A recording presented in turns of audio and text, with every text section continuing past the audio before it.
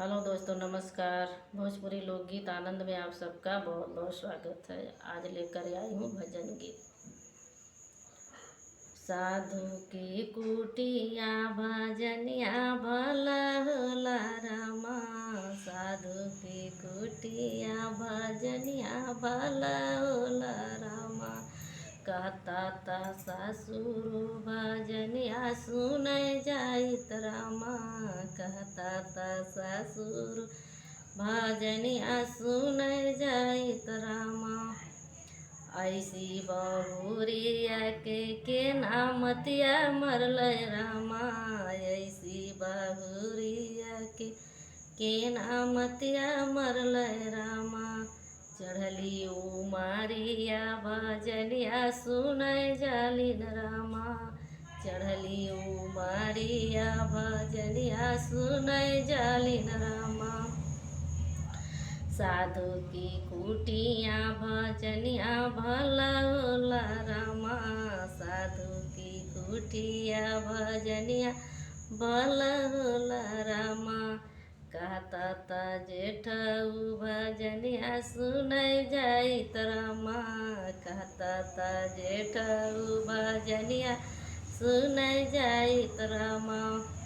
ऐसी भयहुआ के नामतिया मरलै रामा। चढ़ली उमारिया भजनिया सुनै जालिन रामा। चढ़ली उमारिया भजनिया सुनै जालिन रामा। साधु की कुटिया भजनिया भला होला रामा। साधु की कुटिया भजनिया भला होला रामा। कहता ता देवरु भजनिया सुनै जाइत रामा। कहता ता देवरु भजनिया सुनै जाइत रामा। ऐसी भाभी के नामतिया मरलै रामा।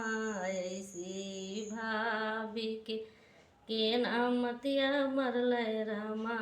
चढ़ली उमरिया भजनिया सुनै जालिन रामा। चढ़ली उमरिया भजनिया सुनै जालिन रामा। साधु की कुटिया भजनिया भला होला रामा। साधु की कुटिया भजनिया भला होला रामा। कहता ता स्वामिया भजनिया सुनै जाइत रामा। कहता ता स्वामिया भजनिया सुनै जाइत रामा। ऐसी तिरिया के नामतिया मरलै रामा। ऐसी तिरिया के नामतिया मरलै रामा। चढ़ली उमारिया भजनिया सुनै जालिन रामा। चढ़ली उमारिया भजनिया सुनै जालिन रामा।